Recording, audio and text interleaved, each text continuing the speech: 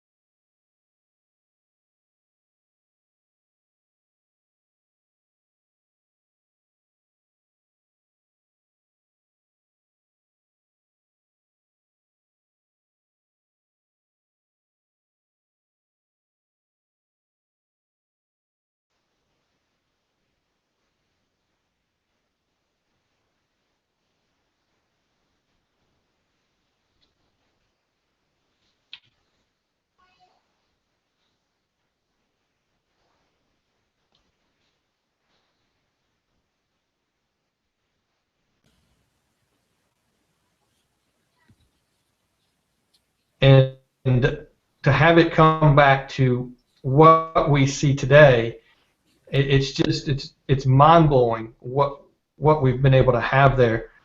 with that A&M program. But we're not going to spend a lot of time talking about this at this point. Simply the fact that, if they lose again to Auburn, that's going to put them at 6-4, and there's not a lot of room for discussion about that program and what they can bring to the SEC West. It doesn't mean that they're a bad program. It doesn't mean that they're, that they could possibly compete in the East in certain games, but it's definitely not what we thought it was going to be. Glad to have you back, Britton. Yeah, sorry about that. I guess I had some technical difficulties. It's okay. I was just kind of expounding on what you were kind of thinking. I thought the simple fact that they've fallen so far, and that this quarterback controversy was kind of put under wraps, or the suspension was put under wraps in the veil of a quarterback controversy, and it's left me to wonder what's really happened there. Yeah, it's definitely interesting. I'm sure something will come out eventually because it's impossible to keep anything secret anymore. So I'm sure we'll find out whatever happened with Kenny Hill. But something amiss is going on. It'll be interesting to see. Separate note, you say nothing can get by. You can't get away with anything these days.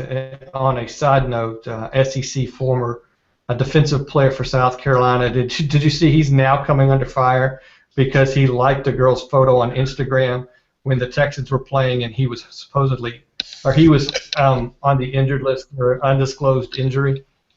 Yes, I saw that, and it's hilarious to me. How ridiculous! I know. I mean, he can't be holding his phone like watching the game.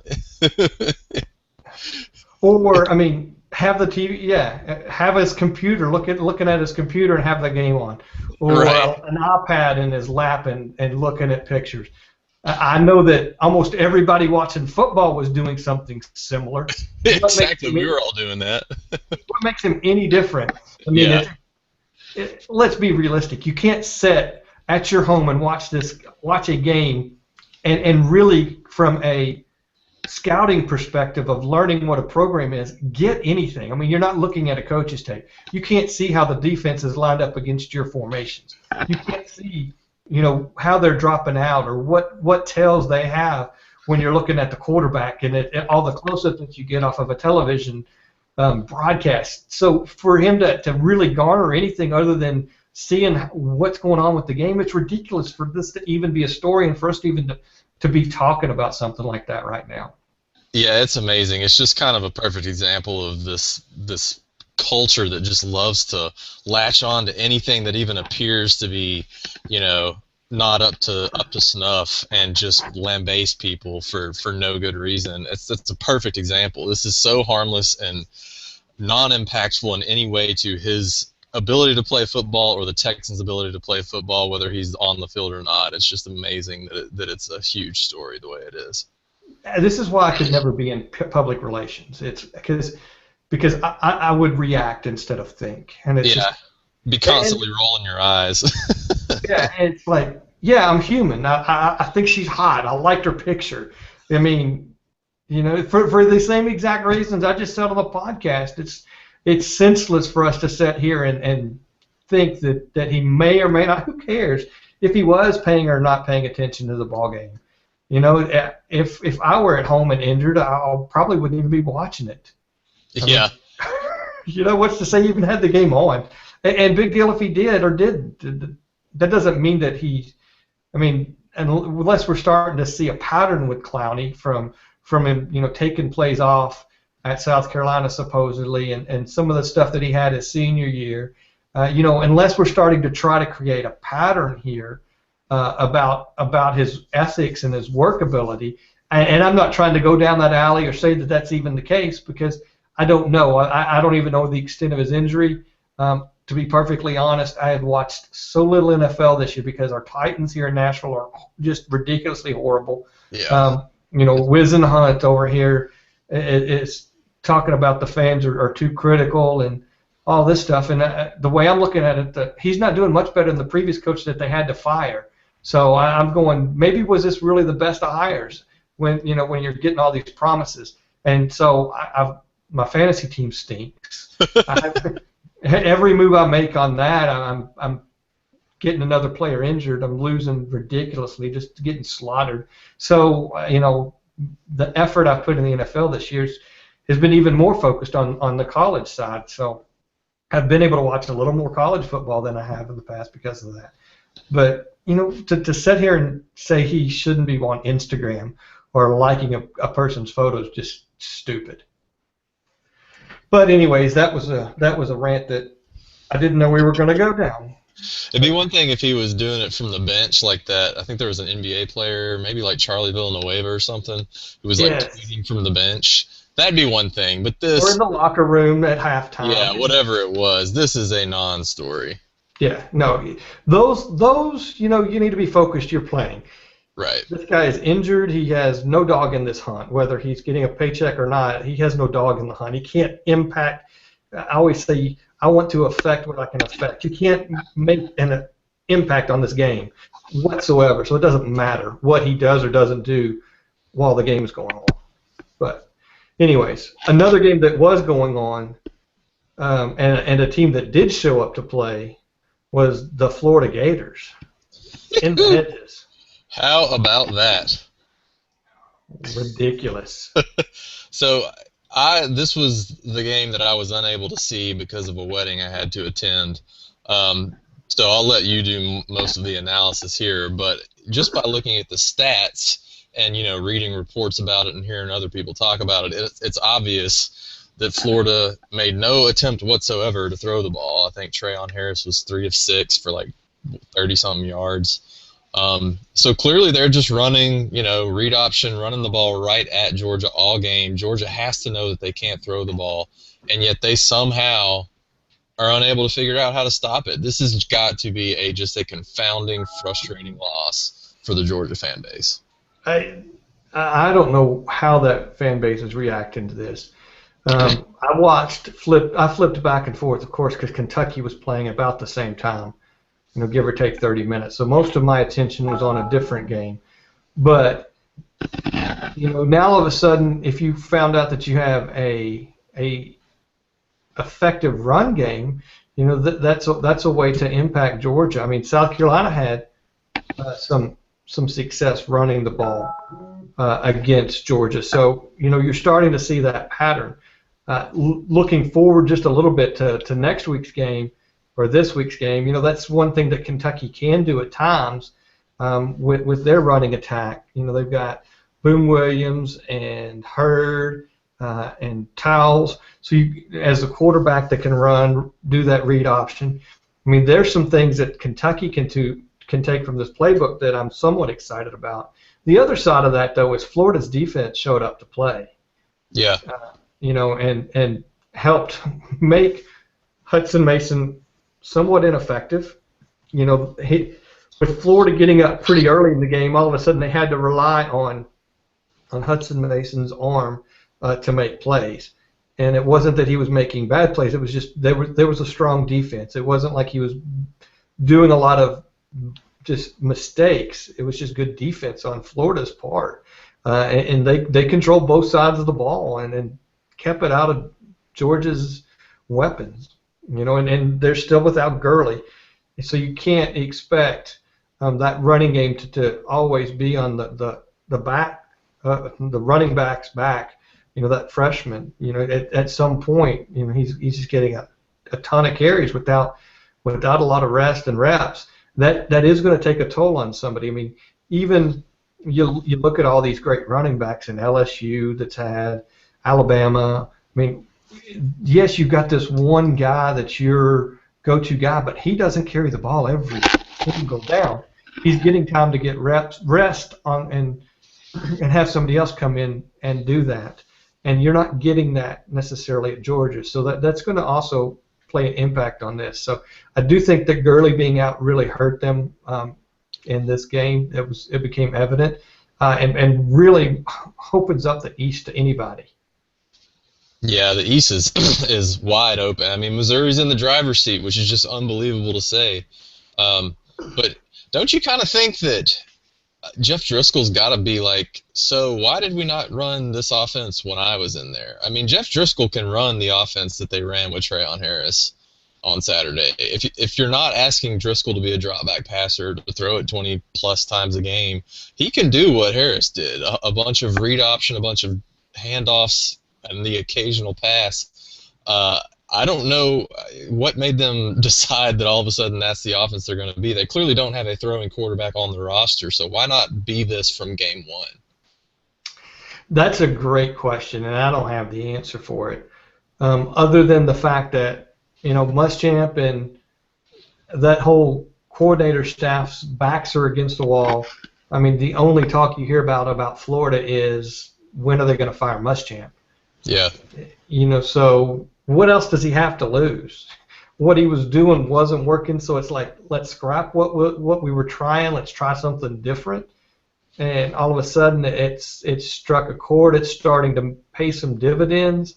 And Driscoll's not necessarily to blame for the bad play previously, because this is a different style of offense. But now that Harris is winning this game, or won this game, and had some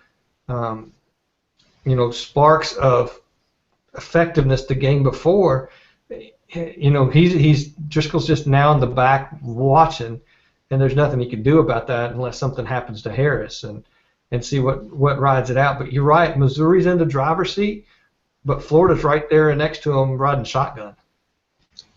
Yeah, I mean, if nothing else, it's certainly made the home stretch in the East a little more interesting than it was going to be, because it really looked like Georgia was going to kick it into cruise control and take this thing home. And now you've got games with, now Florida's still a bit of a long shot, but now you've got games with Florida down the stretch, certainly Missouri and certainly Georgia down the stretch, that are all have implications for who can win the East. So that, as an SEC fan, that's great for, I guess, anyone that's not a Georgia fan, because it makes, the other half of the conference that much more watchable.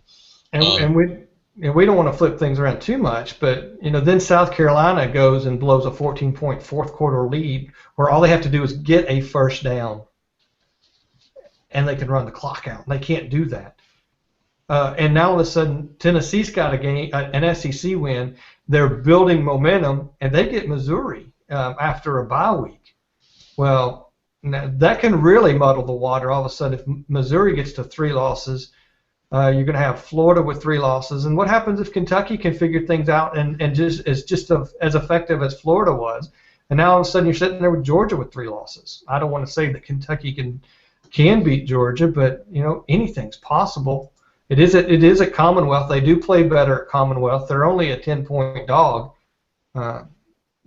No pun there for Georgia. Just realized I said that as I did. So, I mean, there's lots of things in the East where it's just, I mean, as crazy as the West is, it's crazy for a different reason than the East is crazy. But they're both just insanely crazy. Yeah. Yeah, it's a level of mediocrity in the East that makes it crazy and unpredictable, and it's the level or the number of really, really good teams in the West that makes it crazy and unpredictable.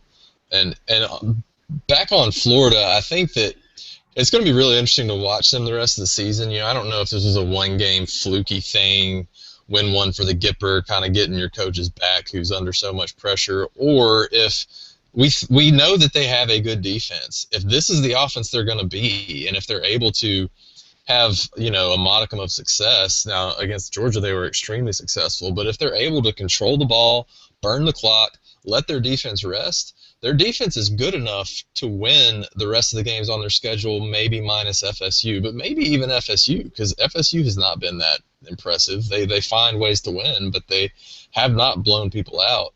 And your defense is good enough. The problem with their defense was that they couldn't – it was 3 and out, 3 and out, 3 and out all season long, and their defense would get worn down. So it's going to be really interesting to see if there's anything to this or if it was just a fluke. No, you're right. And, I mean, I don't know what to think. You said something about being mediocre. At times – the East is mediocre, but at times they've got flashes of being good programs, good teams. I mean, the way Florida played Georgia, Florida played like a good team. The way Tennessee has played South Carolina, Dobbs, he was a good team. Now all of a sudden, you've got these flashes where the SEC East shows that they can be good teams. Doesn't mean that overall week to week they are, but any given Saturday, one of these programs can be really good. But you look at the programs and the standings in the East, and we're a heavy East podcast today just because there wasn't a lot of West action worth talking about except a couple games, and we'll get there. But I mean, you look at what Missouri leading at 4-1 in the SEC. They still have A&M at Kyle Field. Who knows what that can really be? They've got Tennessee at Tennessee, and then they've got Arkansas, who took Mississippi State to, basically that interception in the end zone with 17 seconds to seal the game for Mississippi State. I think I saw a stat that Mississippi State all season had relinquished a lead for 8.5 minutes. I'm pretty sure that was the number. They didn't have the lead in that Arkansas game for 31.5 minutes. So, they had to really fight and claw and scratch just to pull out that victory at Arkansas. So there's 3 losable games, even though we talked about A&M and the issues they have. There's still 3 losable games on Missouri's schedule. There's also 3 winnable games on Missouri's schedule. You look at Georgia, they've got at Kentucky, then they've got Auburn. They get to host Auburn. I'd like to say that that's a revenge game that Georgia can beat them. That's what I said at the beginning of the season, especially after what happened to them last year on the Plains. But who knows what can happen there. And that's it for their SEC slate. They close with Charleston, Southern, and Georgia Tech. So, they have that Auburn game now all of a sudden becomes extremely important for them in the East battle. Florida, even though they're still on the outside looking in, they've got 2 winnable SEC games. They've got at Vanderbilt and then South Carolina. Yeah, and if the season has taught us anything so far, it's that South Carolina can be beaten by anyone. So Florida can definitely win out. That Georgia-Auburn game looked like it was going to be the one that could be the trip-up game for Georgia, and then they got tripped up by Florida. And now if you're Georgia, with what you saw Florida just do to your defense, do you have any confidence about being able to beat an Auburn team that does exactly what Florida just did, except they do it a whole lot better? I mean, you went from feeling great about your season if you're Georgia to in 1 week feeling like, oh man, this could get bad. And I mean, as an East, a guy who has more of an interest in what happens in the East, being a Kentucky fan, and someone who dislikes Tennessee and likes to watch them lose, I was really hoping for them to be not bowl eligible, but they've got to win 2 of their next 3 games to become bowl eligible. That leaves Kentucky, Missouri, and Vanderbilt. I'm going to give them the Vanderbilt win. So that means that Kentucky has to beat Tennessee, and I want Tennessee to beat Missouri. And I think that could, any one of those outcomes could happen. Outside of Vanderbilt, you kind of have to eliminate them. But any one of these teams in the East can beat the others, and it's going to be really interesting to watch. And Tennessee looks, we'll talk about that game, but they look just light years different with Dobbs in at quarterback. But so as an SEC fan and a Kentucky fan, this is the kind of stuff that SEC fans have to live with and face, these kind of dilemmas against other teams in their conference. What this means is I've got to root for Tennessee. If I don't want Missouri to win the SEC East again for a second year in a row, I've got to root for Tennessee to make a bowl game. Because that would be their second win if Kentucky can beat them. And so all of a sudden they can become bowl eligible with this South Carolina victory. Whereas if South Carolina could have done what they were supposed to do, I would have been perfectly fine with them beating Missouri and still be able to not be bowl eligible. But you understand what I'm saying here. This is the kind of stuff that tears at an SEC fan's heart. Is now all of a sudden, which one do you want? What's the lesser of 2 evils here? Do you want to see Missouri make it to the SEC East more than you want to see Tennessee not go to a bowl game? And that's the kind of things that SEC fans all over have these same type of scenarios that pop up every single year. And what do you do? I mean, that's where it gets difficult. It's like, oh, gosh, I really don't want Missouri to win a second SEC East title, but I don't want Tennessee to get a bowl game either. I But you know what I mean? Oh yeah, I was facing the exact same predicament this past weekend. My head, what was logical was that I had to root for Auburn to beat Ole Miss because Alabama fans needed Ole Miss to lose again for Alabama to be back in control of their own destiny. But when I'm watching that game and I'm watching Auburn play Ole Miss, my heart does not allow me to root for Auburn. I just can't do it. It doesn't matter what the reason is. Now, maybe if that had been the absolute last game of the season and Ole Miss didn't have more chances to lose to an SEC team, then maybe my head could have outfought my heart. But at this point in the season, with still several games left, or a few games left anyway, my heart won out, and I was all on board for the Rebels because you're an SEC fan, you love your team, and you hate the others. You just can't help yourself. Yeah, no, it's gonna be fun here the last 4 weeks. Let's talk about that one game you just mentioned while we're talking about that West game. Man, if you're an Ole Miss fan, I am so sorry. That last play for Treadwell, that's a dagger in a lot of ways. Not only did that cost you that game, that might cost you another loss on the next couple games you've got, because he was such an offensive asset for your program. I mean, you saw it when Wallace needed to make a pass and he needed to get a first down. There was one person he was going to, and that guy was Money. Yep. He was Money on the ball. I mean, it was just it was a hard tackle, crazy angles, and things happened. And I feel sorry for the guy, but man, you gotta feel sorry for the Ole Miss fans because they've fought to get in this position for so long, and to have a play like that be the dagger that really took it from them. I feel for them. I wouldn't know what to do in that position. I would be just sucker punched. Yeah, and I was hoping that Cole Hodges would be on here tonight to talk about it because I think it's a toss-up, but I think that someone, Ole Miss, may have found a way to have a more painful loss than Alabama experienced to Auburn last year. I don't know. They're really close. It might be a toss-up. It might still lean towards Alabama with everything that was at stake, but all that stuff was at stake here for Ole Miss too. They were able to control their own destiny, go to the SEC championship, go to the 14 playoff, play for a national championship. You think you're going to win the game, and you have this play happen, and it's just crushing, just soul-crushing, sick to your stomach for a week type of crushing. And really the main thing is there any program in the country that is luckier than Auburn? I mean, the way that they win some of these games is just unbelievable. And I had an Auburn fan buddy at work say, no, it wasn't luck, man. They just find a way to win. Okay, don't give me that find a way to win crap. A lot of teams find a way to win. I'm not saying that Auburn's not good. You're definitely a good team. But the three specific ways that you have won games, huge games in the past season and a half really, are just unreal. These things do not happen to any other program.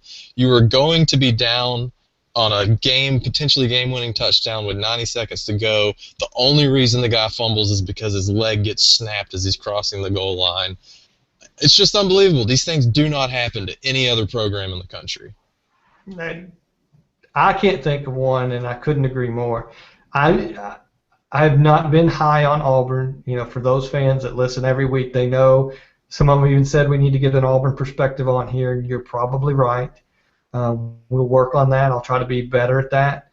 But it's nothing against. I don't have a dislike like an Alabama fan for Auburn, but you're right. The way they've won some of these games, it's just ridiculous. I mean, you look at the game against Georgia last year, which we alluded to and spoke about earlier.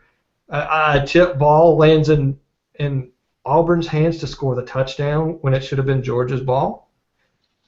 The kickback return the miracle at Jordan-Hare. No, that was the Georgia game, right? Yeah, the prayer at Jordan-Hare was the Georgia game. The kick So six was the Alabama game, there we and go. then And it's but you're right. It's just these fluke kind of plays. I mean, it was illegal. The way he tackled him was legal, but just the way it bent his leg back, his body wasn't made to do that. And you can't fault the guy for letting go of the ball at that point. You kind of wish that if anything were to happen, that if that were to happen, at least his leg would have been down first, and they would have been down by contact. But that just wasn't the case. I wanted to watch the replay, not to see that. I was sitting there, and they were going to show the replays, and I go, I really don't want to watch this. But was his leg down by chance? Could his leg have been down first by contact? And that would have happened before he lost the ball. But no, I mean it was clear. There's no denying what actually happened on the field. And you're right. So Auburn has come away with these wins and keep their seasons alive. The good news for fans that root against Auburn is that as long as Mississippi State can do what they're supposed to do, and this win for Auburn actually helps them because it's going to make the Ole Miss Egg Bowl. It's going to give them even more of an advantage now without Treadwell in the offense.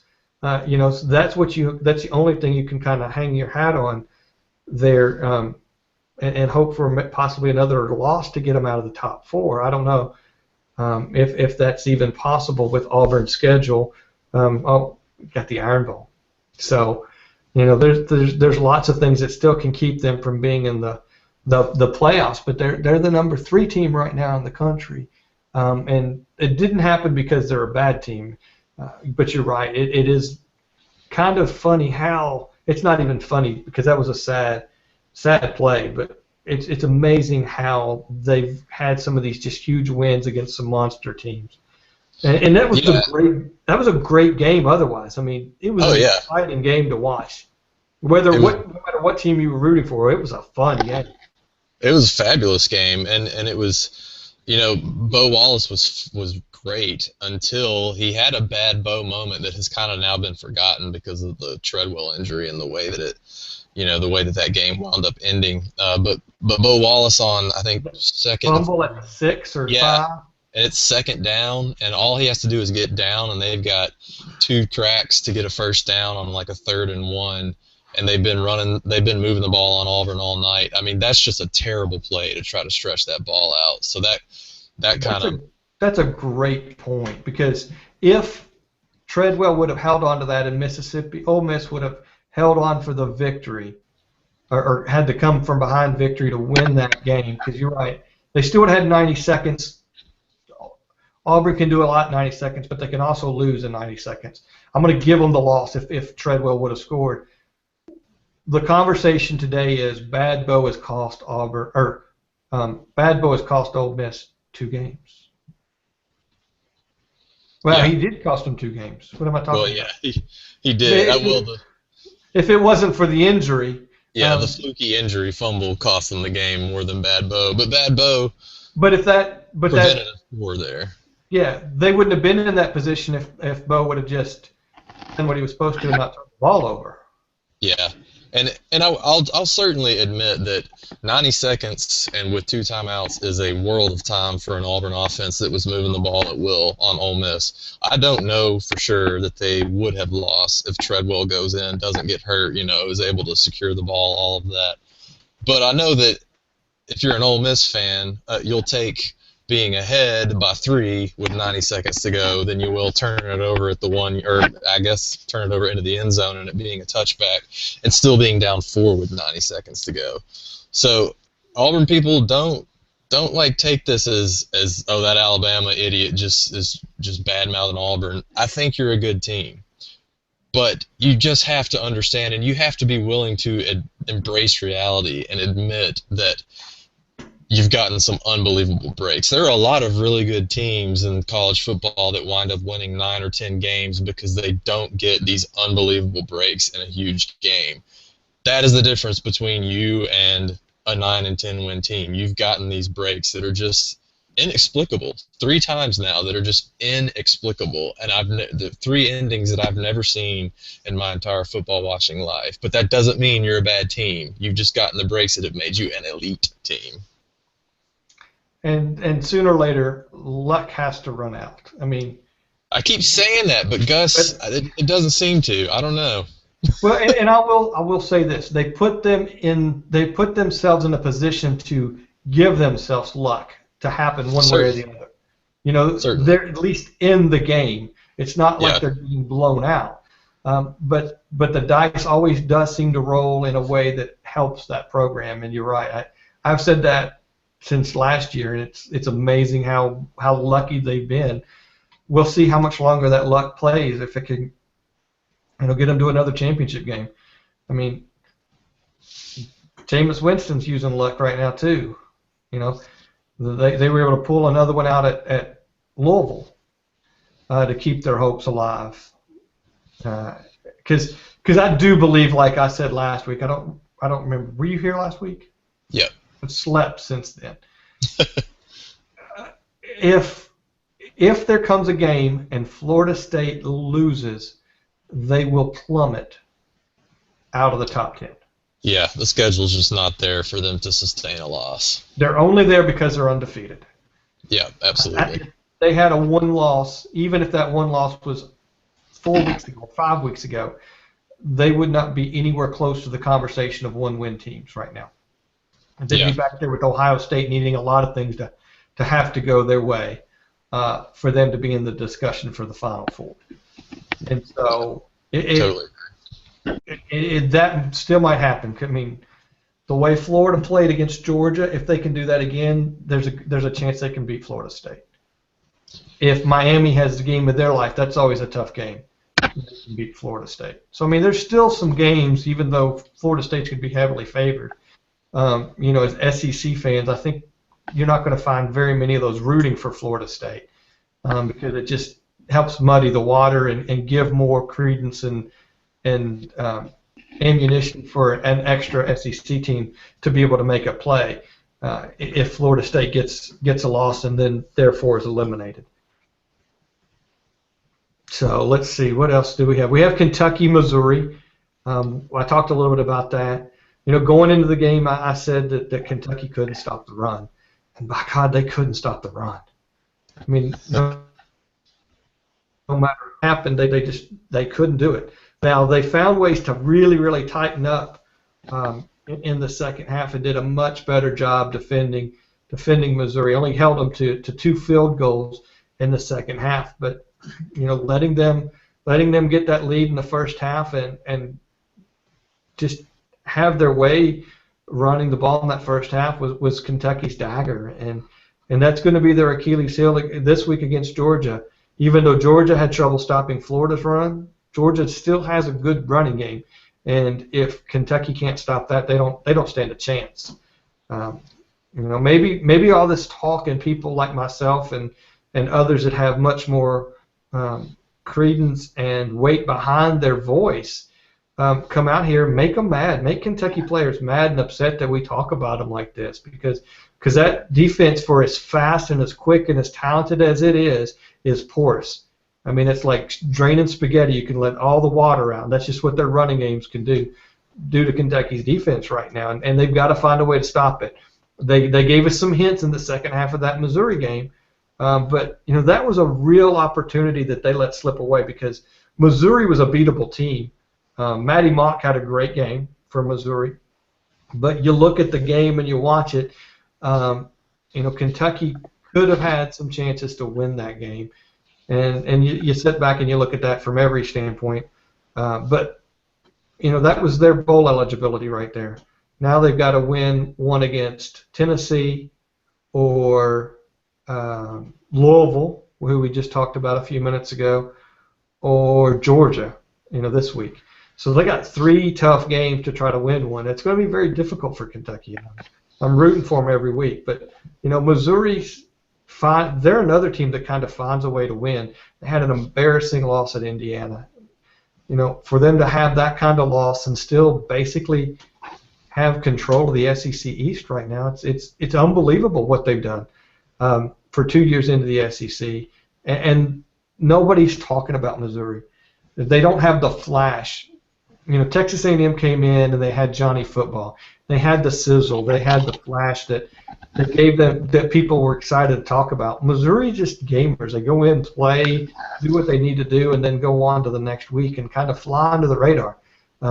We mentioned that they're right under the radar a couple of weeks ago, and what do you know? They've flown themselves right into the first place in the SEC West and put themselves in the driver's seat. It's crazy.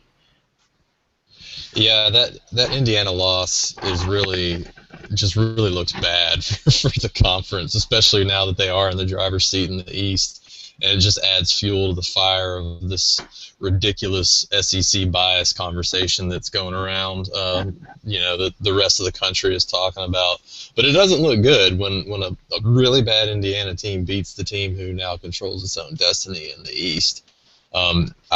I personally am rooting for Missouri not to make it to the SEC championship, in part just because of that, because I want the strength of the conference to kind of look like it's still intact. But you're right; they find ways to win games, and it's different from Auburn in that they don't have these ridiculously lucky breaks that are happening for them in huge moments, but they just win ugly is what they do. I mean, the offense is not what it was. The defense makes enough plays to hang around. They're not real flashy, like you mentioned. They just win ugly, but they do find a way to win. And part of it is that they're not playing a lot of great teams. I think that has a lot to do with it as well. But like you said, they find a way to win, and that's what you have to do to keep going through the SEC season. And this week for Indiana, I mean, that didn't help Missouri look any better, having Michigan beat them 34-10. Yeah. So, which is a weird sentence. No, you're right. So we got two other games that did happen last week. One we'll briefly touch on, even though we're here in Nashville. Vanderbilt, came alive, did some things right. Their defense did pretty well against Old Dominion. But, it wasn't bad on top of that. I mean, everybody at the beginning of the season, when they were seeing how bad Vanderbilt was only giving them 2 wins. So they were able to come back and beat the Old Dominion. McCrary had 5 touchdowns. They found a quarterback. It only took them, 9 games to find him. But I think he's going to be the guy to lead them the rest of the way. As a redshirt freshman, he's going to be their quarterback for the next couple of years unless something silly happens. But Vanderbilt needed that win in such a bad way. Yeah, I don't have a lot to add there, but you've got to find a way to win that game, and not just find a way to win it, but put up 42 points. Don't win it 17-7 or 21-20. It was still a 14-point game. It's not exactly a huge blowout, but good for Vanderbilt. But probably that's all the time we need to spend on it. Yeah, but they put up 40 points, 40-plus points, so that's a positive for them because that's probably more than 2 or 3 games they've had combined. Yeah. In some of their games, so good for them. Then the last game was that we've already talked a little bit about it. Tennessee has found a quarterback as well with Josh Dobbs. Wow, I didn't want that to happen this week. But Spurrier's press conference was at 49 seconds, I think, was the time on that. For them to blow another 14-point lead in the fourth quarter, it's just that's un-Spurrier-like. It's un-South Carolina-like, and for as effective as they had been running the ball most of that game, for them to just tense up and play so tight that last 5 or 6 minutes, you just kind of see it. It's like, you know what? They're gonna lose this game, and it was kind of a self-fulfilling prophecy the way that game played out at the end. Yeah, that's exactly how I was going to describe it. It's become a self-fulfilling prophecy now because it happened a couple of times to them early in the season, and now it's like they get so uptight about being uptight at the end of the game, and it's just you can see it coming, and it's just every single time. I don't know, they could be up 28, and I think that they would just fold like a cheap tent in the last half of the fourth quarter. It's just unbelievable to watch. On the Tennessee side, man, Tennessee fans are either really excited about Dobbs or are super pissed that he hasn't been playing all season. And they talk about how he doesn't practice well and all that, and okay, I guess, but I don't understand how what we've seen from a game in 3 quarters with South Carolina and Alabama, how you couldn't have seen some kind of flashes of that on the practice field and think this guy has to play, because he alleviates all of that offensive line pressure that Tennessee has been feeling with an immobile quarterback back there that they've had for most of the season. Now you put him back there, he's got the escapability, and you still don't want to have a bad offensive line ever, but it at least relieves some of that pressure, and it's not such a glaring weakness when that guy can get away from pressure and can make plays with his legs. And they look like a completely different team with him behind center. Well, and it helps hide that problem on offensive line. Yeah. It also makes you, from a defensive standpoint, have to scheme differently, which then relieves pressure from that offensive line, so that they can have some wins, they can build some confidence, they can find some ways to improve. So it's done a lot of things for this Tennessee Volunteers program this year in more ways than just giving themselves an SEC victory. It's really opening the doors for Tennessee. I mean, Greg McElroy and Tyler Zazarza, today I was listening on Sirius XM, and he was going, is this a bold prediction to say that UT might be a contender for the SEC East next year? That's the kind of turnaround we've had with just one win in the SEC from Tennessee, because we've all said that that's a good program. It's a much improved program. They might not get more than 5 wins. I'm crossing my fingers. They might not get more than 5 wins this season. And even if they didn't, they're a much better program. This kind of helped prove that. It helped give you the pieces of that puzzle that were not able to be seen easily by those that don't watch Tennessee on a week-in, week-out basis. And it was allowing you to see that there's some talent there, and that Dobbs did. He helped give that relief to that offensive line, helped take away some of that pressure that was coming in there, and pulled it out. But on the other side of that, as good as Dobbs was, I mean, what do you have, 196 yards rushing or something like that? Something like that. Yeah, I don't know the exact number, but it was. I mean, some ridiculous stats, some record-breaking stats for a quarterback at UT. With all that being said, that is not what won that football game. It was South Carolina's inability to get a first down on a run game that was producing results most of that game. And that was the same problem they had the week before at Auburn. Is late in the fourth quarter, all of a sudden they couldn't run the ball anymore.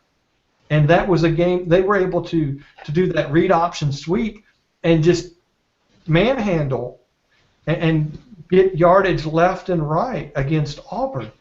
And all of a sudden, late in the fourth quarter, it dried up and they couldn't get first downs. The same thing happened again this week, and it's, to me, I think it's more on South Carolina's offense than it was Tennessee's offense in that situation, because they didn't have that victory. South Carolina played better game through the 3.5 quarters. Yeah, as well as Dobbs did. South Carolina played better 3.5 quarters. Yeah, and that's kind of been the story of their season. I mean, with the exception of maybe Auburn, I don't know that they necessarily played better than Auburn. But they played really well for most of that game. Yeah, they played really well, and then they didn't play really well. And most of the games that they've lost, they played. Not Texas A&M, because they were just kicked in the butt from the word go in that one. But most of the other games, they've either played better or at least as well as the team they were playing. Missouri, they had them beat the entire game, and all of a sudden they just collapsed at the end. You saw it again here. It's got to be so frustrating for Spurrier where he seems to get them to play well enough to win a game for 3.5 quarters, and over again, it just all goes away at crunch time. They're just not mentally tough. I think that's what Blair has said, and that apparently that's the case. Yeah, it's not fun to be in Columbia, South Carolina right now. No. Well, let's switch gears a little bit and look forward to this week's slate of games. So we didn't talk about Mississippi State, Arkansas yet. Oh, we didn't. I'm so sorry. Yeah, we mentioned it. Yeah. You know, I didn't get to watch a whole lot of that game. I had another game on. I think you watched quite a bit of that. Did you not?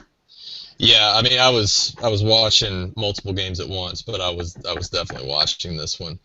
I was really hoping that Blair would be on tonight because I wanted to ask him. I think he's pretty good at giving an honest assessment, and he knows the team better than obviously the two of us do.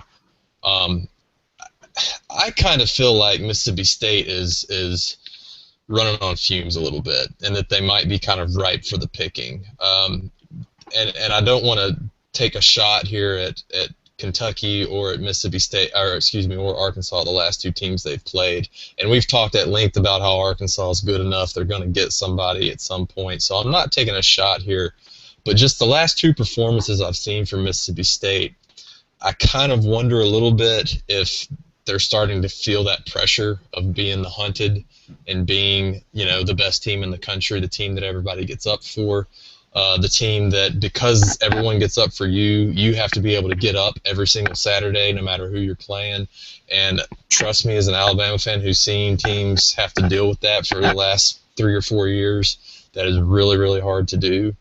So, I don't know if it's just a matter of they weren't really up for this game, or Arkansas kind of got well with their out-of-conference win last week, and they were able to come into this game and exert their will a little bit, really looked like the better team for vast portions of the game. Or if it's that Mississippi State is just kind of hitting that point where at some point something's got to give, and they're going to get gotten. I don't really know what it is. They looked flawed in a lot of ways in this game. But at the same time, a great player in Dak Prescott, a great running back who just makes awesome plays and is so fun to watch, made the plays when it counted, and made a great defensive stand at the end where, for everything, it looked like Arkansas was going to find a way to score. It was a great game. I just wonder if Mississippi State is kind of coasting on fumes here, and they're going to wind up getting beat by somebody. All right. From my conversations with Blair in the past, I can't speak for him, but I will think I'd like to think that it's a little bit of a number of the things you said. A little bit of it is the pressure. I mean, if you look this week, they just released their Egg Bowl uniforms with the special gold numbering. Have you seen those? They're sharp. Yeah. Yeah. So they're, their marketing machine that they're doing a great job marketing, is still staying out front. Scott Strickland, the AD, is on top of that aspect of it. So they're still getting all of that press and that pump and that hype, and they're able to ride that wave. So that's building pressure. The monotonous grind that is the SEC. I mean, you look at the Mississippi State games. They've got a tough schedule. They were at Kentucky, and Kentucky played a really good game that day.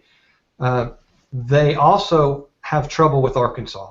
They always have trouble with Arkansas. Yeah, that's true. And to add to that, it was at Arkansas. So you have all of that.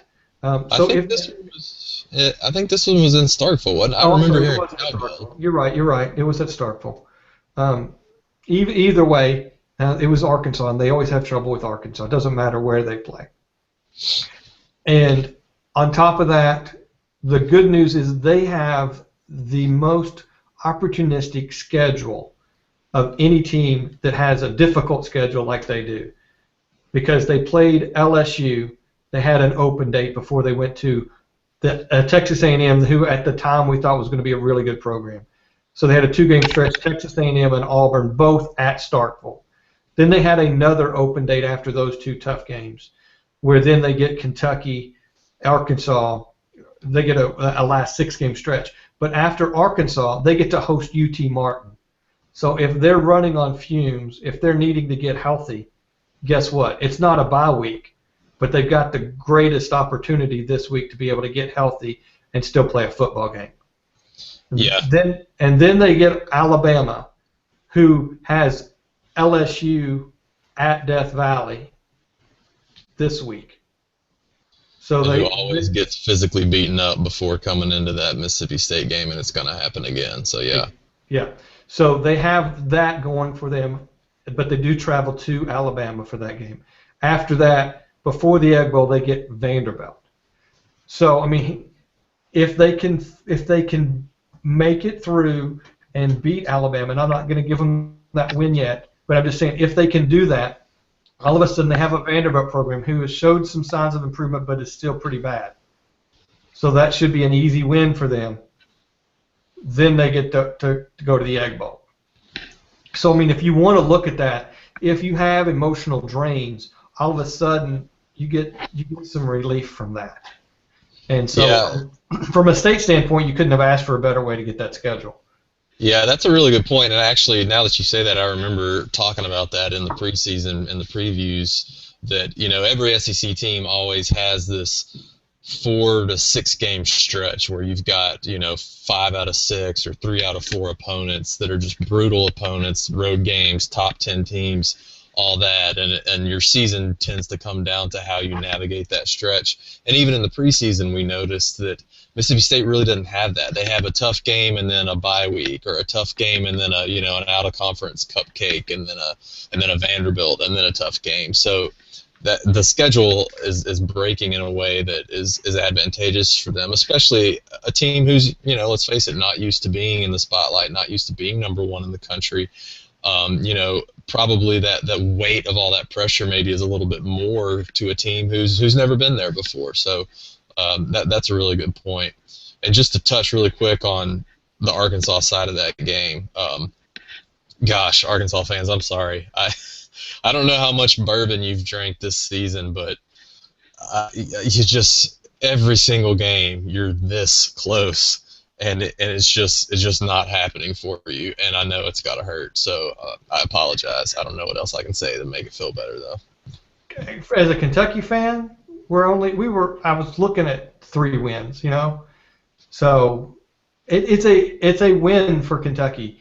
Everything is promising. That if they can fix some defensive side issues, it's going to help their offensive struggles they've had the last couple of weeks. And so, as a Kentucky fan, as upset as I am, and it still needs to be tempered by the fact that we weren't expecting to do this at the beginning of the season anyways. Yeah, so I guess that's how Arkansas can look at it on the bright side. But, man, when you're in the moment and they're so close in so many of these games, it's still just got to be really tough to take. Well, but was Arkansas – I mean, we've said that Arkansas is going to sneak up and win one they shouldn't. That hasn't happened yet. Man, they've been close, though.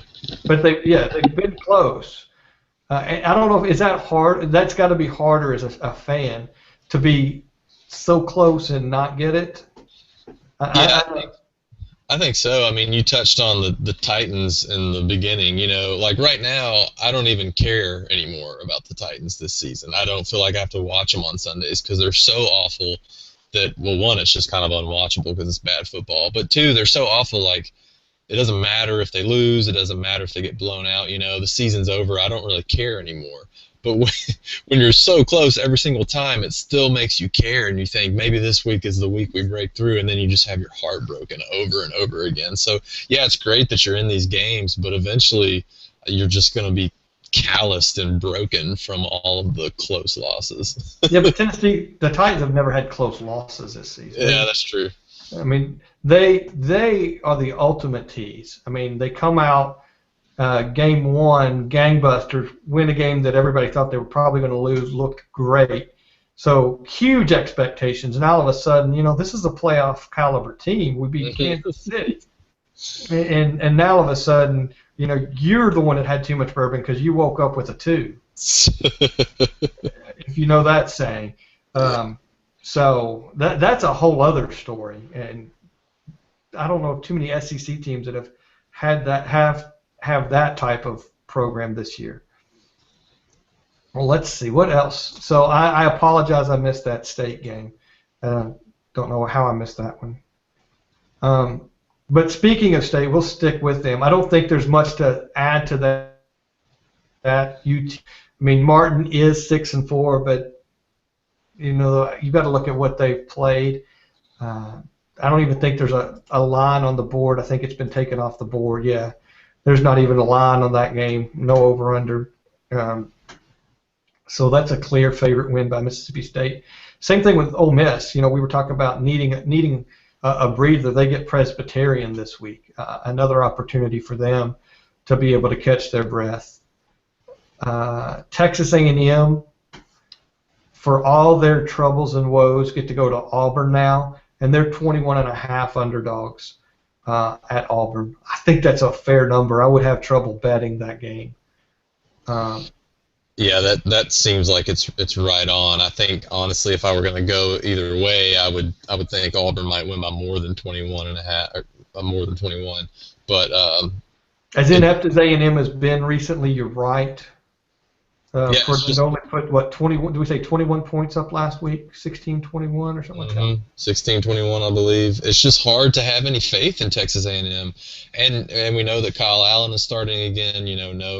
No Kenny Hill this week, and they did not look like the Texas A&M that we've come to know under Kevin Sumlin last week. I mean, they were lining up in the pistol and had a fullback in the game. Texas A&M with a fullback, what? So the one thing, even 3 weeks ago when A&M was getting destroyed by Alabama, I thought that this Auburn game could be interesting just because of A&M's offensive ability to keep it close. And Auburn, as great as they are offensively, has some holes defensively. But it's hard to imagine Auburn not just waxing the floor with them at this point. Yeah, the only thing that could happen there is that trap game. But one thing Auburn has not been able to do, even though we talk about how lucky they are, they've not been victim to a trap game. No, that's one of the best credits I think to Malzahn in this run they've been on is the teams that they're supposed to take care of, they absolutely take care of, and I see that trend continuing. Yeah, I do too. I don't know what to the Kentucky-Georgia game. We talked a little bit about that when we looked at both of those programs earlier. It's going to come down to, who would have thought that Georgia at the beginning of the season is only a 10-point favorite against Kentucky? Yeah, that's a surprise. I wonder what the line would have been if Georgia had beaten Florida. I guess that's one of those things we'll never know. But I think it would be at least 2 touchdowns at that point. Yeah. And, this is, you touched on it already a little bit when we were talking about last week's games, but Kentucky has shown the ability this season to run the ball and to use their quarterback in the run game, and Georgia just showed a lot of vulnerability to that. So if Kentucky's able to establish that, and on top of that, they're actually able to throw the ball, when Florida was completely unable to and still just were able to run it down Georgia's throats. So all this credit we've given to Jeremy Pruitt and Georgia's defense rounding into form leading up to the Florida game that looked like they were really hitting their stride. I don't know what to think now. Maybe I don't know if it was just a bad game or if they hadn't really hit that stride or what, but Kentucky has a very legitimate chance to win this game. You're right. Unfortunately, as a Kentucky fan, I have to go the same route I've gone the last couple games. This is a program that we notoriously have lost to. The record has not been good. We've beaten Georgia more than we've beaten other programs in the East that have been ranked really high, like Florida. But until they can beat them, I can't give them the win. I'll be happy to be wrong on that, but it's going to come down to Georgia still has a running game with or without Gurley. Can Kentucky contain that? Can they keep that up like they did the last quarter and a half of that Missouri game? If they could find a way to keep that run stopped and then being able to do the things that we've talked about, they've got a chance. And let's see. That leaves 2 more games. I don't know. And Vanderbilt is hosting Florida. You know, I just don't know what to choose now. Vanderbilt's found an offense, even though it was, against Old Dominion this last week. Florida found a way to play defense and to run the ball and score. I'm going to give this edge to Florida. You know, they're 2 touchdown favorites, and I think that can still hold true at Vanderbilt. Vanderbilt still didn't show to me that they're a team that you can pick to win.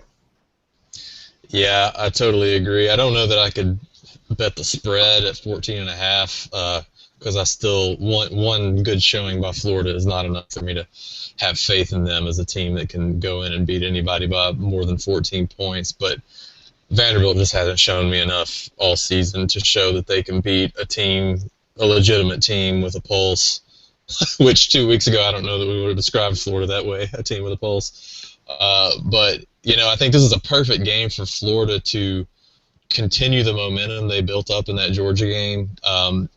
Don't try to be what you're not. Come out and run the ball 75 times if you have to. Take a page out of the Les Miles playbook. Run it 75 times and play great defense, and you should be able to get out of there with a win. And you start worrying about the rest of the season after you take care of what you should take care of in Nashville. Yeah, and Vanderbilt just needs to continue to work on the things that are making them better. You know, they found them a quarterback. Now let's get him more comfortable, more experienced. Get some schemes in there that play to his strength, and at least you make a positive showing there. The biggest game of the night is lucky enough to be a night game on CBS, one of the rare opportunities thanks to the latest TV deals. And I think this is the 1 or 2 times a year where CBS gets a night game. I think they have 2 a year, where they get 2 broadcasts. And they've been getting this game the last few years. It's Alabama at LSU. Yeah, obviously a huge game. Amazing how the complexion of this game has changed from this week to, maybe the 3rd week of the season. I was never naive enough to think that this was going to be a cakewalk because it's still LSU, and despite their struggles and despite that we thought that they might finish last in the West for a couple of weeks there, it's still LSU. They still have elite talent. They're just really young. So this game's going to be another knockdown, drag out. Here's how I would phrase this for Alabama fans, not just for the LSU game, but for the rest of the season. I am glad that this LSU game is on the road and that Mississippi State and Auburn are coming to Tuscaloosa. And it sounds probably a little weird to say that, but if you've watched the teams this year, I think everyone would agree that Auburn and Mississippi State are just better football teams than LSU this year. Alabama has shown some ability to lose concentration, get beat, not be great on the road so far this year, and certainly in an environment like Death Valley, that kind of thing could rear its ugly head. But when you just look at what LSU has at the matchup, I just don't think it's a great matchup for LSU.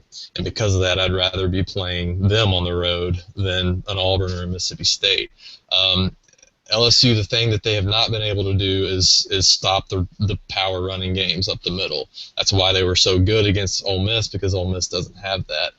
The Mississippi States and Auburns that were able to do that absolutely gashed LSU.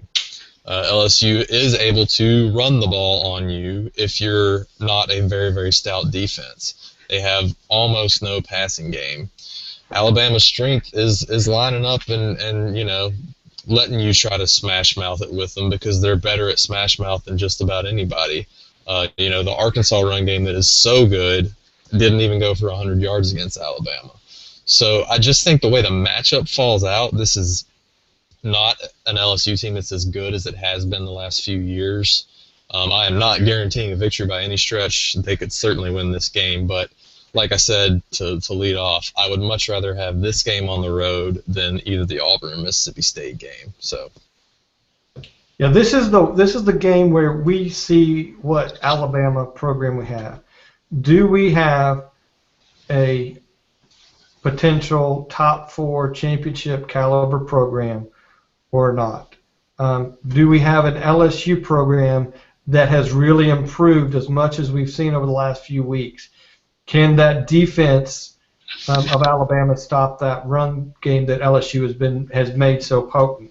All of those are interesting questions, and the good news is we're going to know Saturday night at the end of the night what happens there, and that can really impact the rest of the season in the SEC West is how this game comes out. Because if all of a sudden LSU finds a way to win this game, they all of a sudden are still on the outside looking in, but they have a shot. I mean, no one would have thought that at the beginning. After that stretch where they were this last stretch of 3 or 4 games where they pulled off some really impressive wins against teams where we were starting to think that they could lose to. And so I'm gonna give this one to Alabama, only because you're like you said that this is playing to Alabama's strength, is what LSU's defense is built upon. But there is an opportunity and a real chance that LSU can beat Alabama and really just put a monkey wrench in the SEC West. That then all of a sudden we talk SEC West all week, all hour next week. Yeah, it's definitely going to be a show me game. I mean, whether Alabama wins or LSU wins, it's going to shake things up. So it's going to be interesting. It should be another great game. Yeah, no, we're excited. We're glad you all joined and listened in. We hope you were able to take away something that was useful that you can use at a water cooler or impress your friends with some of our knowledge. I'm not going to make any promises, but we hope you enjoyed it. We'll do this again next week. We've been doing them on Tuesdays because of the rankings are coming out. So we'll see if we continue that trend or not. It's been a comfortable spot for us.